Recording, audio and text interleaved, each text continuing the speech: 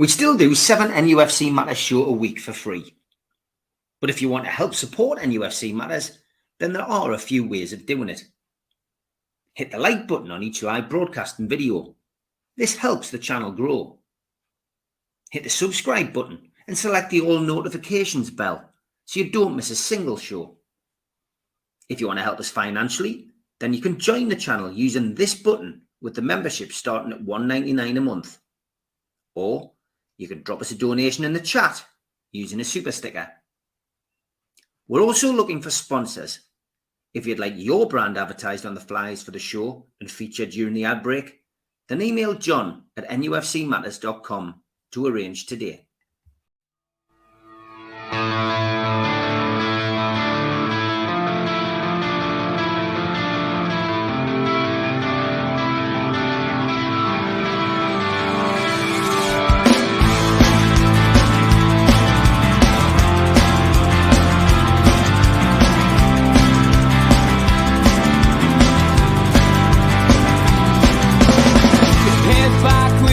Attack. It feels like I've been talking to myself again, but it's the only way you're ever gonna learn. You look back and it's all in the past. I'm dwelling on the thoughts I cannot say to you. Good afternoon, welcome along to nufc Matters. It is the Eddie Howe press conference review for the game against Manchester City, which of course takes place at St James's Park tomorrow night, 5:30 kickoff, live on TNT. And as always, Eddie faced the press and media just after 9:30 this morning. Managed to get the review in today. Razor was first up from BBC Radio Newcastle. He says, "What kind of week have you had after the derby?" And he said, "Well, it's been a good week. We've been back on the grass. Training, and we've had a full week, so yeah, been a good week." He then wanted to ask him about the photo on the pitch at the Stadium of Light, and Eddie, said he talked about it after the game last weekend, but essentially it was Jason Tyndall's idea. It was spontaneous. He just more or less motioned towards Serena, the club photographer, asked her to come over, and from a black and white point of view, it was a nice memory to have, but he meant no disrespect to Sunderland Football Club, so he ironed that out fairly quickly. He then mentioned the FA Cup draw. Razor asked about the FA Cup draw. He said he did watch it live. He said he watched the hand go in thinking, please. He said, but obviously he said, we wanted a home game. We didn't get one. It's going to be a tough game against Fulham away. You always want a home draw in the FA Cup. A lot of laughter, as Eddie mentioned that, of course, the fact that he was watching the draw and begging for the home draw. Razor then mentioned that 7 o'clock kickoff, on a Saturday night means, it's a difficult trip for supporters. Do you have any sympathy for them? And he said, yeah, I do. He said, but we're at the mercy of TV companies. There's not enough consideration for supporters. There's been some great turnouts at games where I didn't think there would be. And, I just, wish them well. It is going to be difficult for them, that one, with a 7 o'clock kickoff and the last train being at 9 o'clock. He'd answered that question. And as you'll see in the press conference, more people then asked him about the same thing, which I found bizarre. Whether they just had already had a question asked and they didn't know what else to ask. I just don't know why people asked about this on more than one occasion. But anyway, they did. Moving on, he asked him what the prospects were for Joe Linton over the next couple of weeks. I did do a short earlier on because this was a big announcement that for the next couple of weeks, it's not good. The injury is going to see him miss a minimum of 6 weeks. It's a big blow. It's been a stop-start season for him this season because last season, he was one of our, players who you could count on was virtually never present. Nobody coming through the doors either to replace him, as in there's nobody who is coming out of the sickness room, the treatment room, ready to replace him. And he also said, well, there's only one Joe Linton. Nobody can replace him. He's our midfield driving force, and it's a huge blow to us this season. Are Manchester City still the team to beat? Said Razor. They're only a few points off the top of the table, and they've got a game in hand. Eddie agreed that they were. He just said, look, for obvious reasons, they are. The last few seasons, they found themselves in a similar position, a similar pattern. Then the time they run, they get their form together, and they've ended up winning the league. They've got the best manager in the world. They have a style which is difficult to combat, but having said all that, he says, I believe we can compete with them tomorrow. We've already played them twice, Razor said. Correct. Played them in the league, of course, at the Etihad, lost 1-0. Played them in the Carabao Cup at St James's, beat them 1-0. Eddie talked about both games. He said both games were very interesting. He says, tactically, we learned a lot from both games. He says, I felt the game at the Etihad was tight.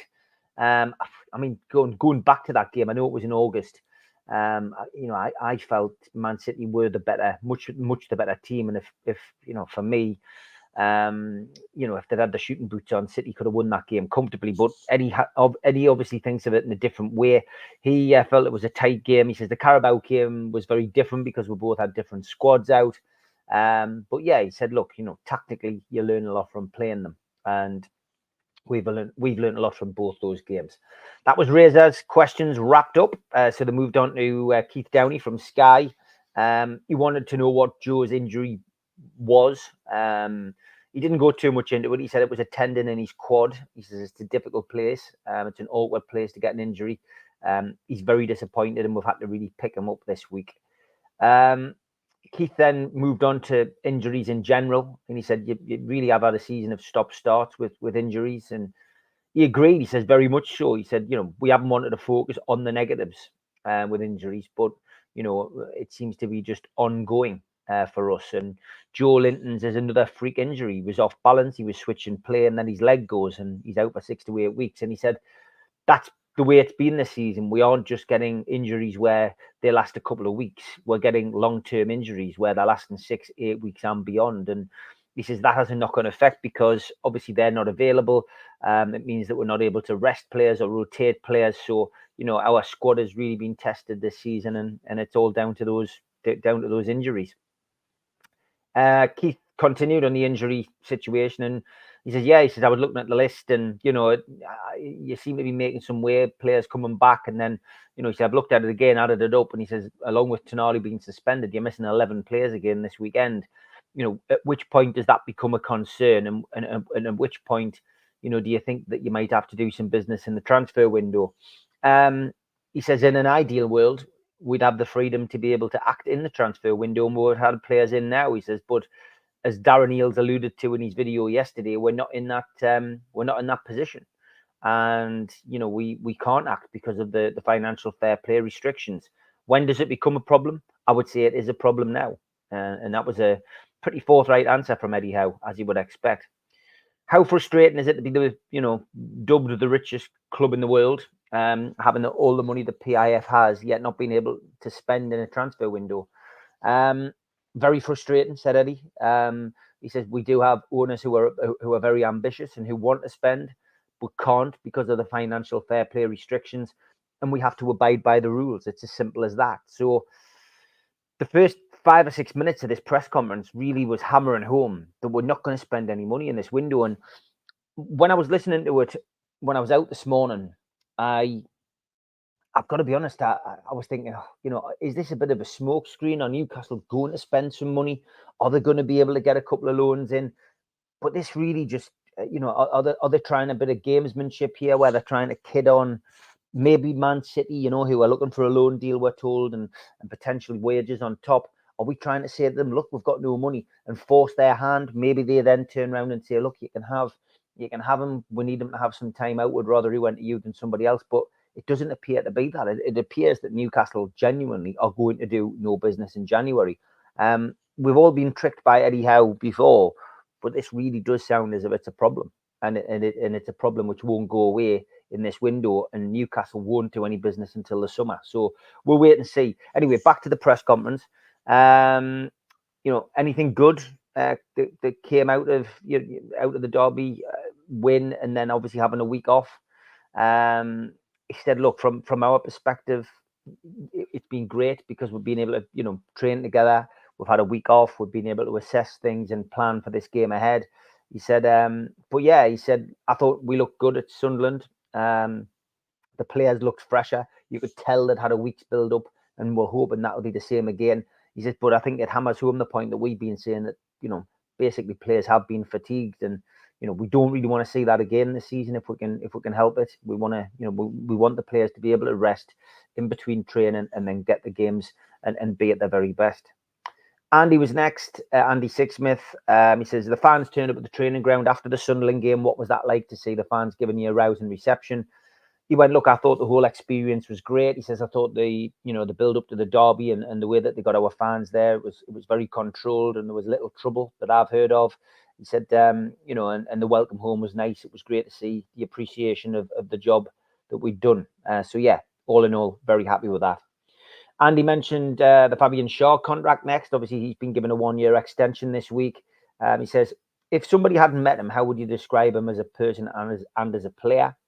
He said he's very similar as both. He's cool, he's calm, he's collected, he's not arrogant.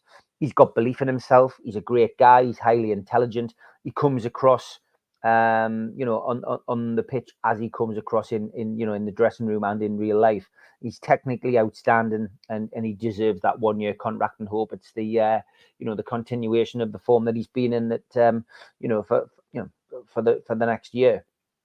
Have you got any prognosis on Willock and Anderson? Was Andy's next question, and he basically said Anderson is continuing his rehab from the stress fracture and he's back, but he hasn't been very active. But he does have a scan next week, so we'll know more next week on what his situation is like. As for Willock, he said, well, he is improving. He's building up the strength in his Achilles, but he isn't running yet. How much will things change, do you think, for the squad as a whole, with you only having 1 game a week and being able to train? He said, yeah, it'll change a lot. He'd more or less answered this earlier on, but he said, look, when you don't train, you don't get the instinct that you have, by training on a regular basis, and we don't get that interaction with the players as much, he says. And we hope to see what we do on the training ground come out in the team performance, starting with tomorrow. Andy loves a stat. He mentioned that it was Eddie's 650th game as manager at the young old age of 47. Does it feel like 650 games? He said, no, it doesn't. He says, for me, I feel like that's gone by in a flash. He said lots of people and lots of journalists used to say when I was young, and I'd started my very first game as manager, that I was too young to be a manager. He says, I got sick of people saying that. I got sick of answering questions, on that. He says, but yeah, he says, it's gone over in a flash, and I certainly don't feel like it's 650 games. You've got a week off, or you've got a couple of weeks off. What are you going to do? Was the next question that was asked of Eddie. He said, we're going to give the players some time with the family for a few days.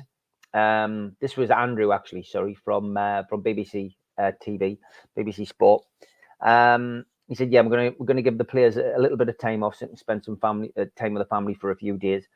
He then said, so you went to Saudi last year, why not this time? And he said, because of the European games that we've had, players have travelled a lot. We've had a congested fixture list with our progression in the Carabao Cup as well. Obviously, we've now got the FA Cup. For me, they've had a lot of football, and the players just need to switch off. So we are giving them a few days, but they will be back in training after that. Andrew then, mentioned the Darren Eales interview, which is available on Newcastle United's YouTube channel if you haven't seen it already. He referred to Darren Eales selling a star player to balance the books. Is that something you fear? Said Andrew. Eddie laughed. He went, no. He says, because believe it or not, we do discuss things away from here, on a day-to-day basis. He says, we are working on financial fair play. He says, I think if you watch the interview, we didn't say, that they were going to sell a star player. He says, make no bones about it, with FFP, we, along with other football clubs, will have to sell to generate income. It won't necessarily be a star player. Andrew then asked about De Bruyne and Haaland. He says they both may start tomorrow. Looking at Man City's press conference, De Bruyne is certainly going to be available. It doesn't look like Haaland is. He says this could be wrong timing for us, would you say? Eddie says you can look at it like that, I guess. He says, but they've got world-class players. He says across the squad, and we don't just focus on 2 players. Andrew then mentioned Callum Wilson on his podcast. I always laugh at Eddie's face when this gets mentioned. Oh God, what's he said, kind of thing. But he just goes, he said that his injury might go on longer than expected. Eddie laughed and said, "But he's not told me that." He says, "But he says seriously, he says we're hoping that he'll be back for Villa, but if it takes a little bit longer, then so be it. But Villa is the comeback date that Callum Wilson has." Damien was next. He mentioned the fact that other clubs, Liverpool, Chelsea, Manchester United, Spurs, those teams that have been in and around us for the last 12 months, they've obviously got bigger revenue income than we have. That's transparent. We've seen our accounts coming out yesterday, and although ours have increased 2 years on the trot now, we're still way behind those teams that I mentioned. And he says, is half the battle trying to close that gap? And he went, yeah, look, as far as income is concerned, he says, we've got to grow every aspect. He says, that's not my job. He says, that's an internal job, but it is all linked. Damien then asked how Nick Pope was doing. He said he's doing very well. He's had his operation, but he's still got some way to go. Lee Ryder, next up from the Evening Chronicle. He says, fans are still haunted by transfer deadline days of star players such as Andy Carroll and Johan Cabaye. He says, can you give any assurances that won't happen in this transfer window? Eddie, just said, I can't offer assurances. He says, you can never tell what is going to happen in football. He says, but what I will reiterate is that every club will have to sell players. Their income is highest, and he says from our perspective, FFP is causing us an issue, and players may have players at football clubs, including ours, will have to go. And he says, I expect to see a lot of clubs, selling players moving forward. Lee says, well, I guess if a player's sold, then it's for the greater good. He says, look, we will try to make the right decisions with transfers. He said, look, we had to sell ASM. That was because of financial fair play. And he says, we didn't want to sell ASM, but we did because of financial fair play. But yeah, overall, that's the kind of world we are living in at this moment. We have to abide by the rules. Interesting one from Lee then. He says, Joe White is coming back from his loan in this window. Is this an opportunity for him? And he went, yeah, it is. We've brought him back. We're going to see where he's at. We're really pleased with him. He's a highly talented player. He's been playing regularly. We want to see where he's at in game mode now. But yeah, potentially there is a chance for Joe White moving forward. Great news for him. Obviously, midfield player as well. Dom was next from the written press. Isaac Hayden, his loan to Standard Liège, as we reported on NUFC Matters, has come to an end after 10 appearances. Is there a plan for him? Is he going to come back? Eddie Howe said, we're slightly unsure at the moment, but the feeling is that he's going to go out to another club on loan. He then mentioned Jacob Murphy. Dom asked him about Jacob Murphy. He said it's been 9 weeks now since his operation. That was the benchmark for him potentially coming back. Is he any closer? Sounded fairly positive on him. He said he's close. He's joined in training, non-contact training, but it's been great to have him, back in and around the squad and training. Jordan was next, asked about Harvey Barnes to fulfill all of those questions that were needed about the player's injury. When he's getting closer, he's not trained with the team, but he is running on grass and he is kicking balls. So positive news on Murphy, positive news on Harvey Barnes. Jordan then also mentioned the fight, the Gambia flight off to AFCON with one of our players on, Yankuba Minte, of course, had to be aborted due to lack of oxygen, the masks dropping down. You might have seen the photographs on the internet. Eddie said he was unaware of the story and he wished him well. Jordan then mentioned about potentially calling him back, although there's no clause. Eddie just said, well, there's no clause, so no, we aren't looking at that, Chris was next. Talked about Solanke. Of course, we've been linked with Solanke all the way through the transfer window, all 12 days of it so far. And, that seems to be picking up pace. Eddie Howe, of course, signed him when he was manager at Bournemouth. He said, you've been linked with Solanke in a lot of the papers. How frustrating is it to be linked with someone like that if you can't afford him and if you can't go out and buy him? And Eddie said, yeah, look, it is frustrating to see stories like that because I do love him. I signed him. He says, but we just don't have the ability to sign a player like that at this moment in time. Loan players, is that a possibility? Says Chris.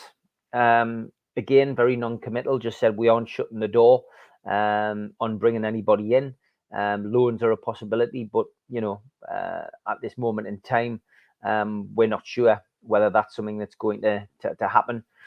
Luke Edwards was next. He says, well done on navigating through your last act as Newcastle manager. There was a lot of laughter over that. It was because that's what Luke had said.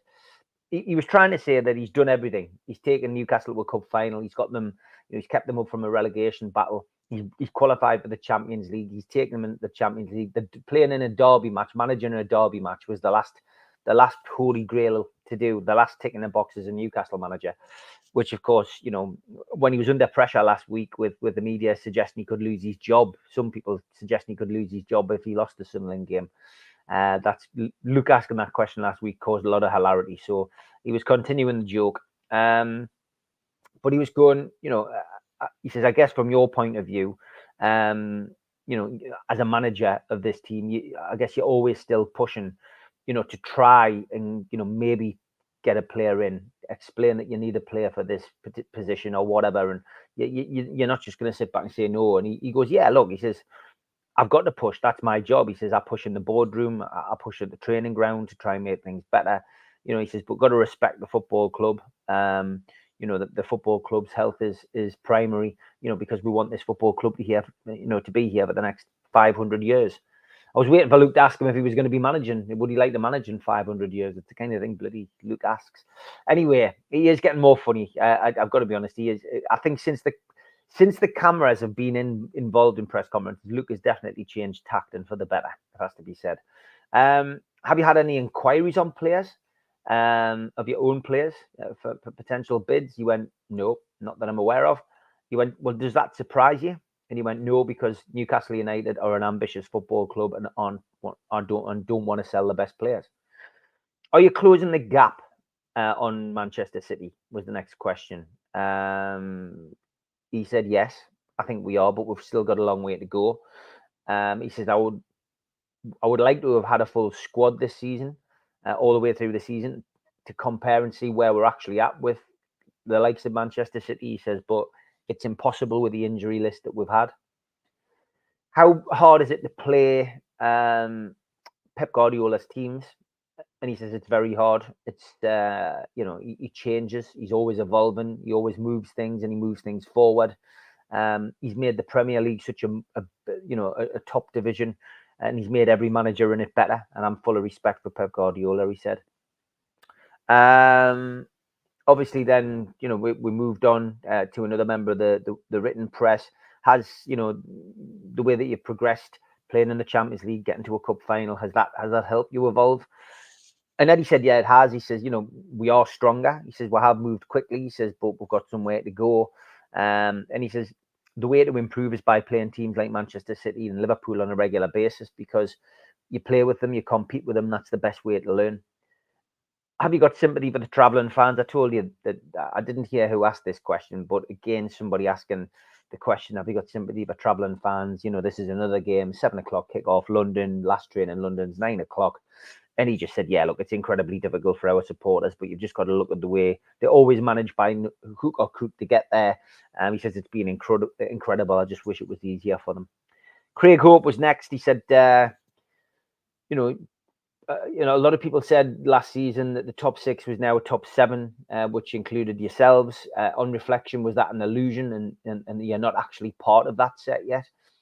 Eddie was quick to retort with, I've never said we are. It's created by the media. It's longer term for us, he said. He says Darren's interview yesterday gives you an idea of how far we've got to go.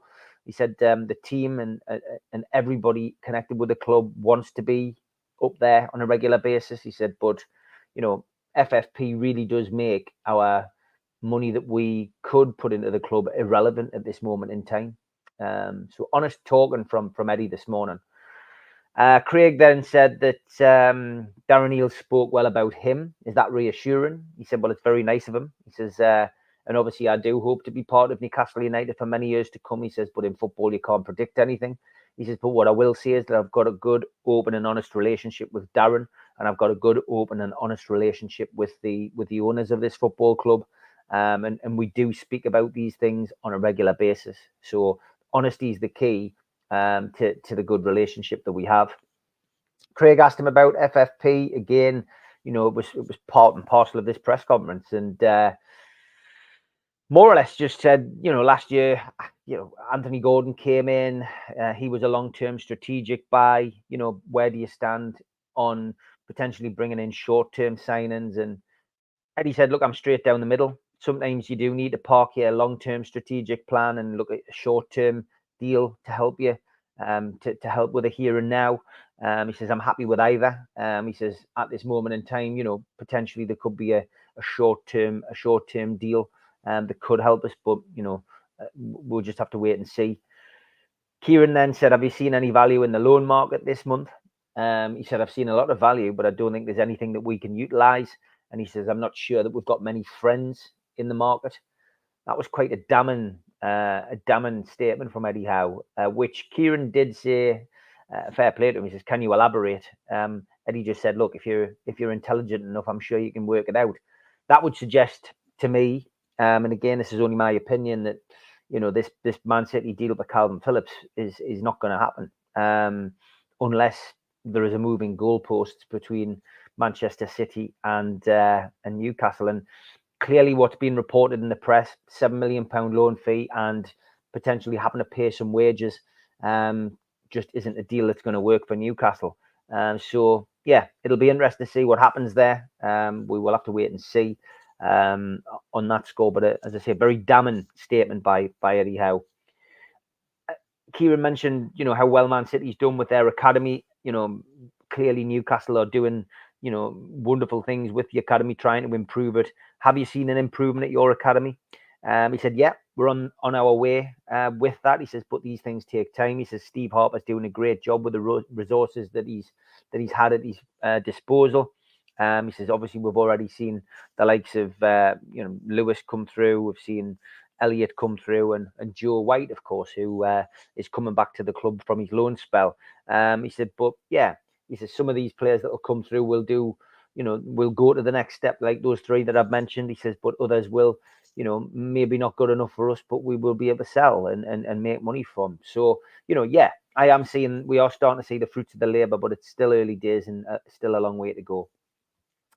Simon was next. He said he went back to the selling players comments that have been circulating and since Darren Eales' interview, and he touched on Sean Longstaff, because obviously there's been a rumour about Sean Longstaff potentially being sold, and he just said, look, Sean Longstaff's got a long-term future at the club. Rules. What Simon was trying to say is that you make more money by selling a player that you've brought through the academy. It's better for FFP if you sell a homegrown player. And he just said, look, the rules are crazy in the sense that you develop somebody from scratch, and then you get a better rate with FFP if you sell that player. But he says, as far as Sean Longstaff's concerned, he's got a long-term future. He's a vital part of our midfield.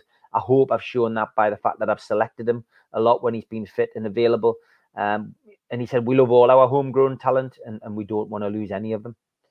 Timings of the game. Simon, it's already been asked twice. Why you asked this? Is there anything you can do to change that? And he went, well, apart from not turning up, he says, which I don't think would be advisable, no. He says, we can obviously give our opinion. He says, but it's quite clearly all about the money, and there's nothing else we can do. Somebody piped up then saying, what about later train service? And he went, well, that would be nice. That was that. Do you get the final say on outgoing? Simon asked. This is Simon Bird, by the way, from the written press. And he went, thankfully, we've not been in that situation. He says, but if it did happen, he says, I'm sure that it would be a joint decision. That's it. That was your press conference today. It was an enjoyable one, as always, from Eddie, giving his honest opinion. And I just genuinely felt that he hammered home the point that FFP is a major issue. I think anybody coming away from the press conference today thinking that Newcastle are going to sign 2-3 players in this transfer window will now know beyond all reasonable doubt, especially after Darren Eales' interview yesterday, that it's just not going to happen. That is disappointing, I guess. But if we've got to play by the rules, play by the FFP rules, then that'll be it. Summer, I think, will be a big one. I think Newcastle will certainly, splash the cash in the summer. But for now, it's very much a case of make, do and mend. And getting players back is the priority, and hoping of all hopes that we don't have another bad run of injuries in the second half of the season. And already Joe Linton out for 6 weeks tells you that we've got a, our luck potentially might not have changed, which could be really, really disappointing. Okay, just going to give a shout out to everybody in the chat. Stephen Anderson, hope you're well. Northumberland Geordie. Ian McKenna said he did an 8-minute interview with Jim on Talk Sport. Might be able to get that and have a listen. Pep Guardiola's confirmed Erling Haaland will miss tomorrow's game. Bad news for me. I stuck him back in my dream team, Tom. Northumberland Geordie says, when are we going to catch a break? No pun intended with injuries. You start to think there's a light at the end of the tunnel, and then someone turns it out. I agree, mate. Andrew, hope you're well. I can't read how can talk all day and I still learn nothing. Don't play poker with this guy. Yeah, very true.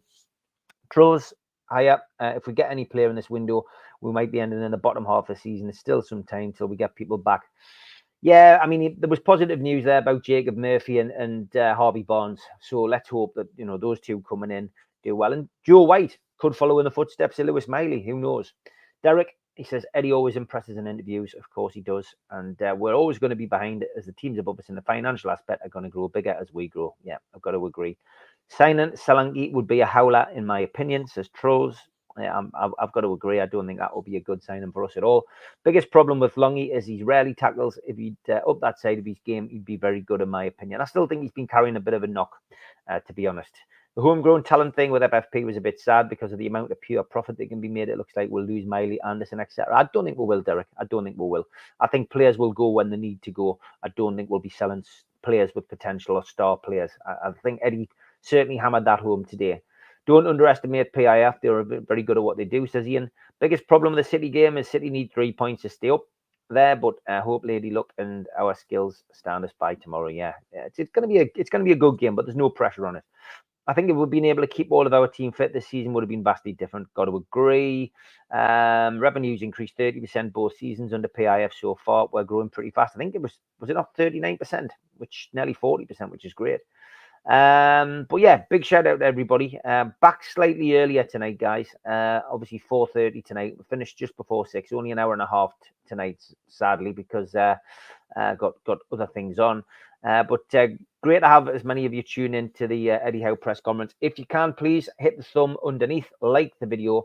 Please click share. If you click share and you're on your phone or if you're on YouTube, if you click share and it takes you to either your Twitter page or your Facebook page, just drop a line and just saying, please subscribe to #nufcmatters. That would be great. If you do that, that would be fantastic for us. It'll certainly help us grow.